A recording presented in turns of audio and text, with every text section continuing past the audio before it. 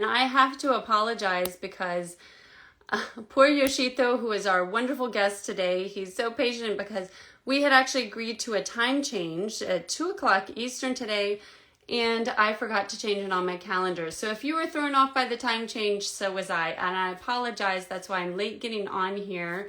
Luckily, our guest was very kind and able to accommodate coming on a little bit late.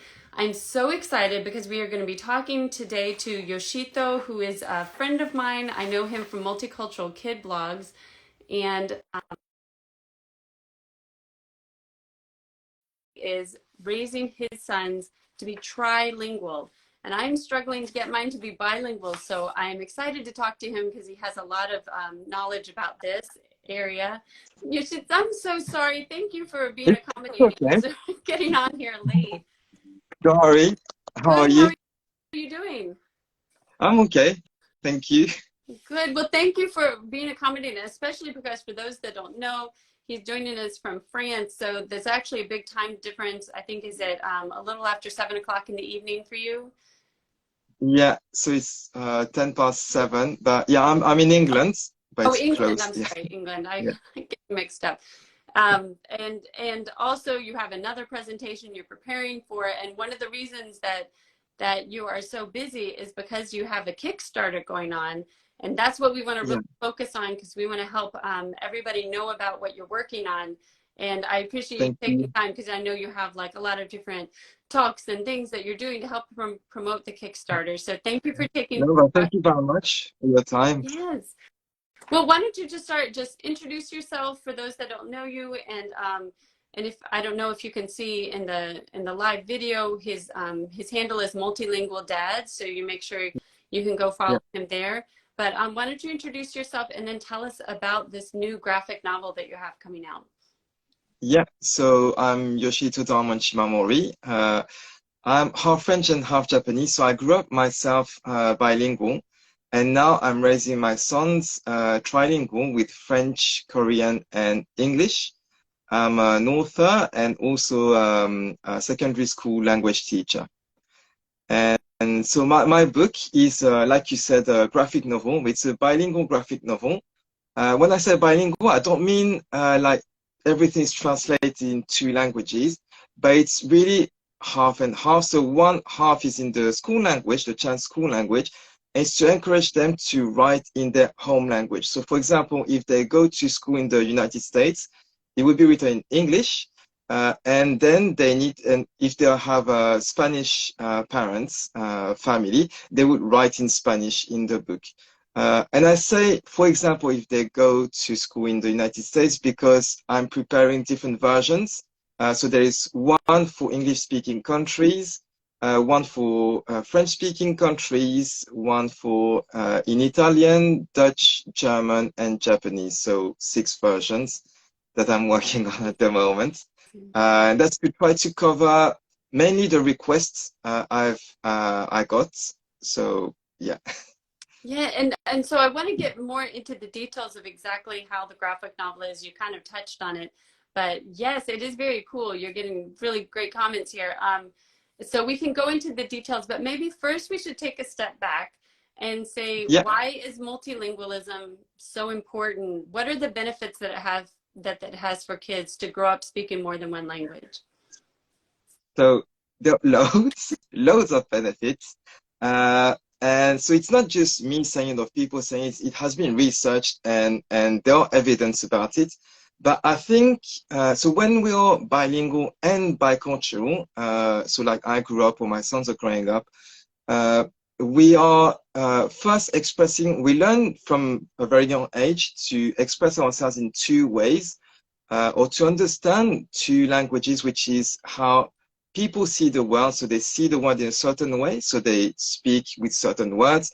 And also, if when we are bicultural, we are aware of different norms that are happening in different cultures. So this helps us be, I guess, more creative, because I said we can see one thing as 2 different things from 2 different points of view. So when you have one object, you know, it can have 2 different names, even if it's pointing at the same thing. And we can be more adaptable. because we're used to change and the fact that not everything is always the same everywhere. And also because we're familiar with different norms through different cultures and also different languages, I guess. We are more open-minded generally and more empathetic. It helps understanding people and putting ourselves in their shoes. And also one thing that is proven by research, but I don't really find myself in this, is that apparently multilingual children are very good multitaskers. They can switch from one task to the other very quickly or with less effort than someone who speaks just one language.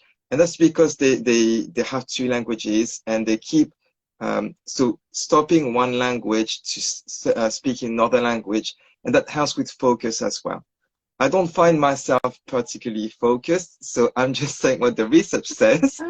And I guess we all develop our skills at different levels. So maybe I'm more creative, but I'm less focused. Or maybe you're more focused than you would have been if you spoke one language. Maybe it maybe. Okay, I can't imagine then, but maybe.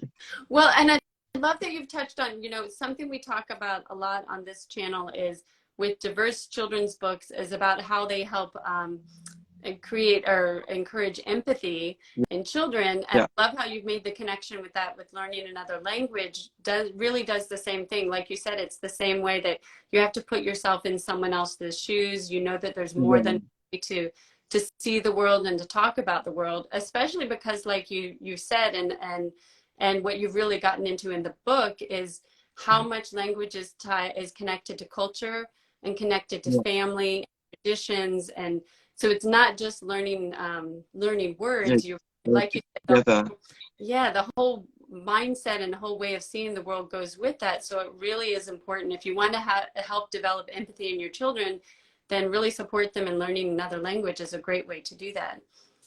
And specifically what yours gets into, which I think is really interesting, that we don't talk about as much with younger children. And of course, your children are older, and the book is designed for older children. Is the biliteracy and how important it is to read and write in the second language or the third language, which sometimes gets missed. A lot of times, people will talk a second language at home. Maybe it's, the family language, but since they're not learning it in school, they maybe don't really know how to read and write in that language as well. Why is that important? And then you do have a question from the audience we'll come back to about whether you illustrated the book yourself. I don't know if we want to take a break and address that. And I guess I can answer this question because it's really short. The answer is no.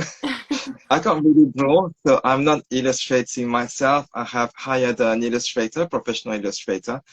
But so I had all the ideas. I sketched it out with what I could do. Then I asked my illustrator to make it look professional. And then, so why is literacy so important? So first, I think for me personally, it's important because when I grew up with French and Japanese, so I learned to read and write in Japanese while living in France. And I didn't see much the point of learning to read and write at that time. And I found it really difficult.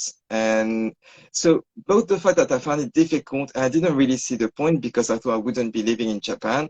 It was really a chore. And but now as an adult, I see how much it could have helped me. Well, it has helped me already, but if I had put a bit more effort, it could have helped me a bit more. And also the way I was taught was very academic. And when we don't use the language in everyday lives, it's just from school, it gets a connotation of being academic and not very interesting, etc. So I wanted to change all of that. So all the way we teach multilingual literacy to our children, I wanted to make it more relevant, more fun and interesting for children. And so in this book, I tried to do that as well.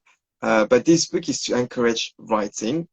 And I'm starting to go also answer your question. So why it's important?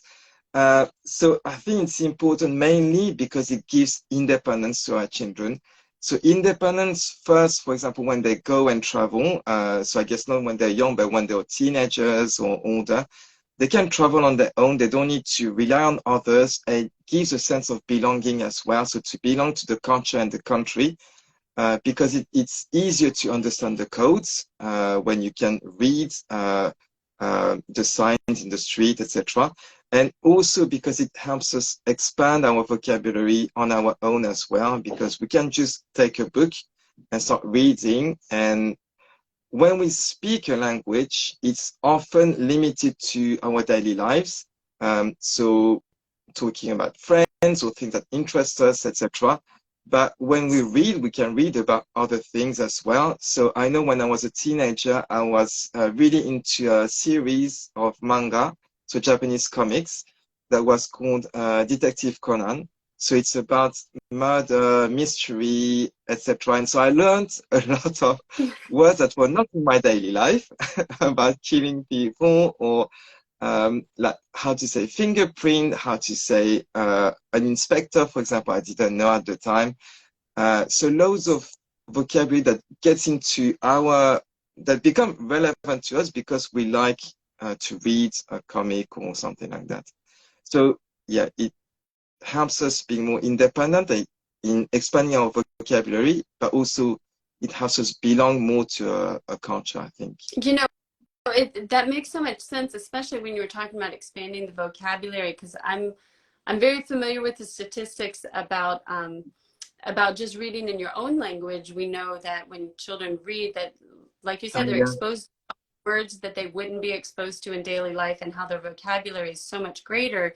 So of course that yeah, makes sense for learning another language, and in a way, I would imagine even more important than in the community language, because you're less exposed, yeah,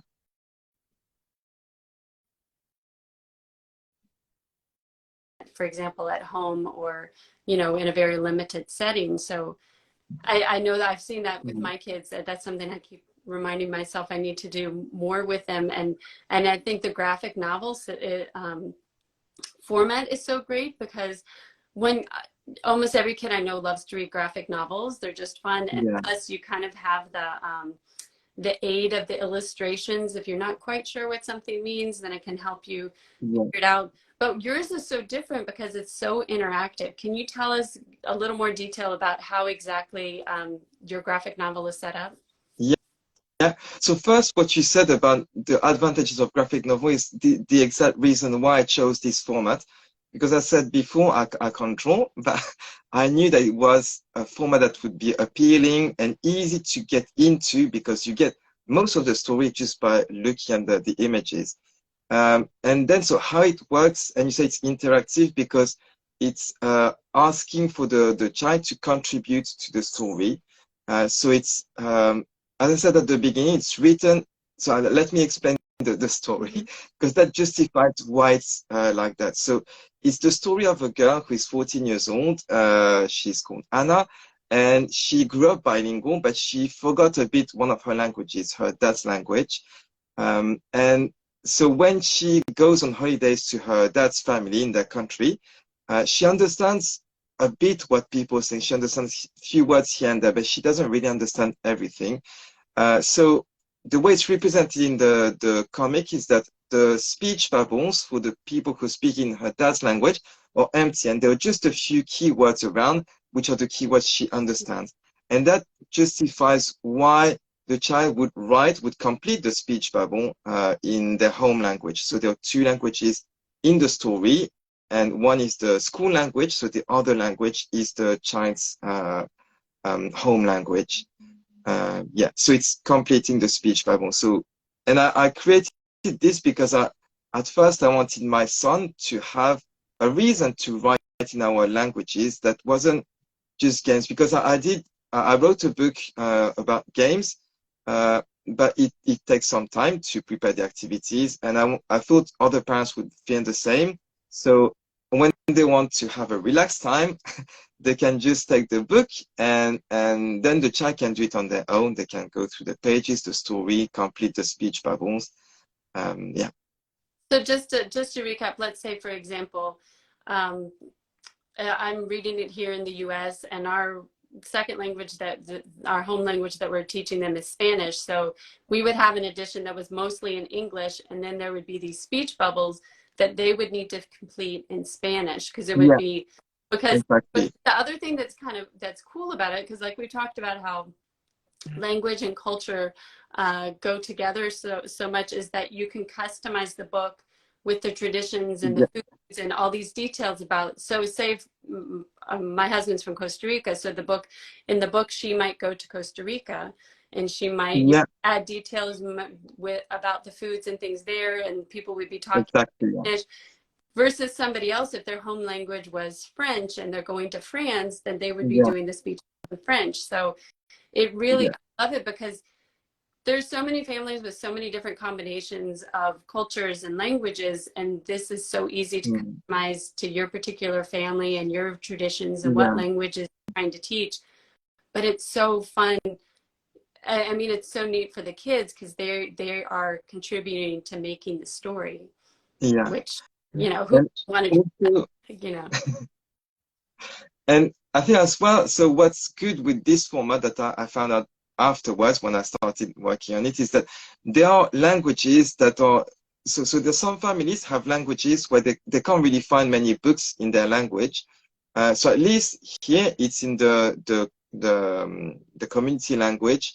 So they have the same book, but if you have a friend who speaks Romanian or Punjabi or any language that maybe they find less resources in, they can use this and still complete the speech bubble with their own language. So they're not limited.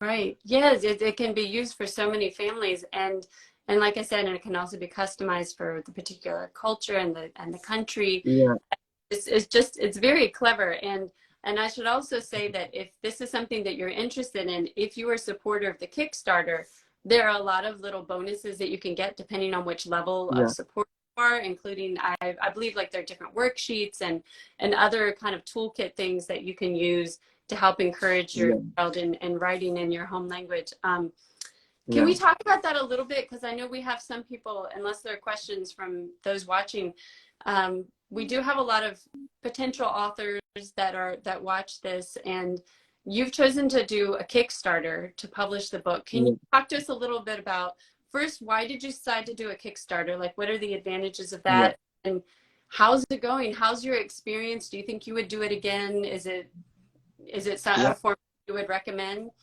So, okay, first, why I went for crowdfunding.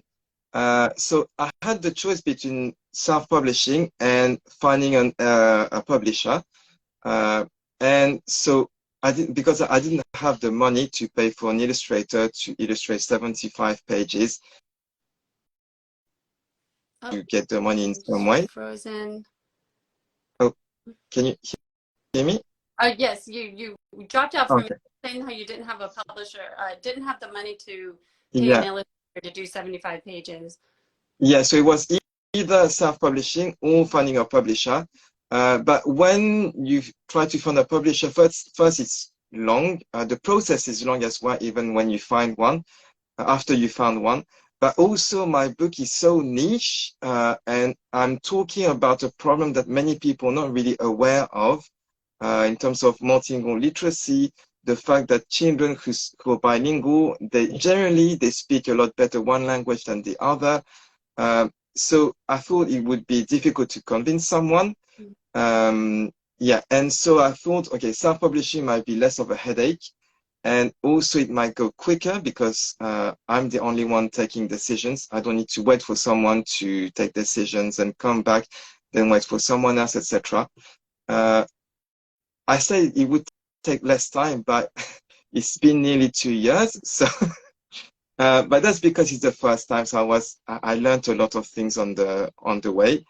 Well, And then, I talked to an author yesterday who did traditional route, and I think hers took 6 years.